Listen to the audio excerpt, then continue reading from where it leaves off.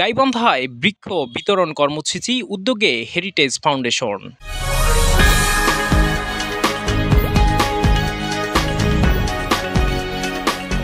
Bangladesh heritage study and development ফাউন্ডেশনের উদ্যোগে দেশব্যাপী ৫ বছরের ২০২২ থেকে ২৬ বৃক্ষ বিতরণ কর্মসূচি হাতে নেওয়া হয়েছে।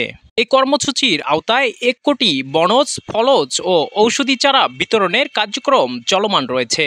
এরই অংশ হিসাবে বৃহস্পতিবার ২৮ আগস্ট দুপুর ১২টায় গাইবান্ধার সাদুল্লাপুর গার্লস ডিগ্রি কলেজ প্রাঙ্গণে বৃক্ষ বিতরণ কর্মসূচি চালু করা হয়। অনুষ্ঠানে প্রধান অতিথি হিসাবে উপস্থিত ছিলেন সাদুল্লাপুর উপজেলা নির্বাহী অফিসার জনাব হাজী মোহাম্মদ অনিক ইসলাম। বিশেষ অতিথি হিসাবে উপস্থিত ছিলেন সাদুল্লাপুর থানার অফিসার ইনচার্জ জনাব তাজউদ্দিন খন্দকার, সাদুল্লাপুর গার্লস ডিগ্রি কলেজের অধ্যক্ষ জনাব মোহাম্মদ শফিকুল আলম।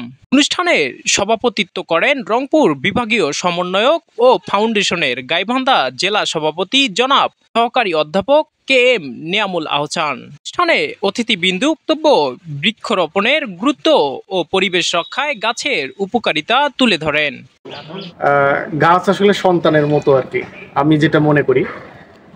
আমরা ছোটবেলায় দেখতাম বিটিভিতে অ্যাডভার্টাইজমেন্ট হতো আর কি, যে তখন কিন্তু গাছ লাগানোর প্রতি মানুষকে উৎসাহিত করা হতো। তখন এরকম একটা তার মানে বিজ্ঞাপন আমি দেখেছিলাম, আমার মনে পড়ে যে একটা সন্তান একটা পরিবারে একটা সন্তান যখন জন্মগ্রহণ করেছে তখন একটা গাছ ওই পরিবার রোপণ করেছে, এবং ওই সন্তানটা যখন বড় হচ্ছে তাকে যেরকম লালন পালন করেছে স্নেহ মমতা দিয়ে, ওই গাছটাকেও লালন পালন করেছে।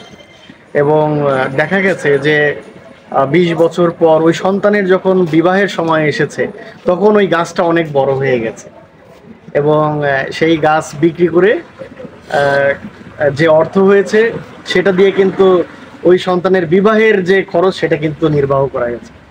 তাহলে এই যে দেখেন, তার মানে আমি প্রথমে যে কথাটা বললাম যে গাছ হচ্ছে সন্তানের মতো। একটা পুত্র সন্তান যে বড় হয়ে পরিবারের দায়িত্ব নেয়, গাছ কিন্তু সেই দায়িত্ব নিয়েছে, ঠিক আছে।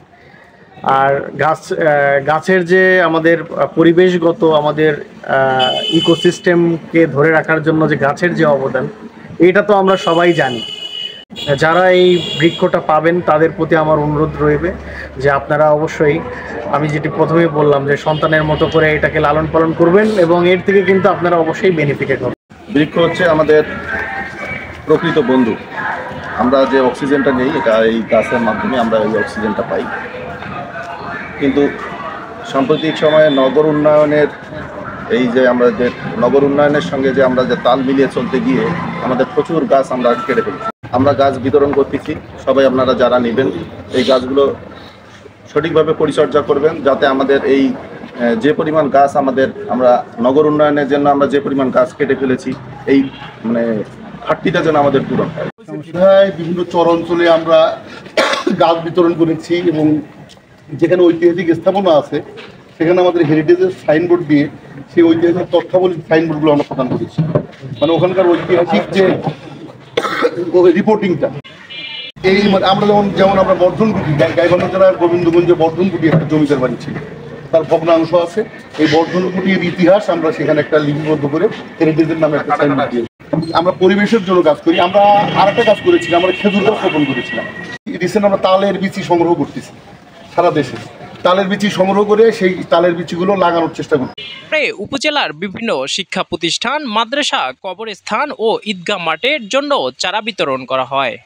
Bangladesh heritage study and development foundation বিভাগ।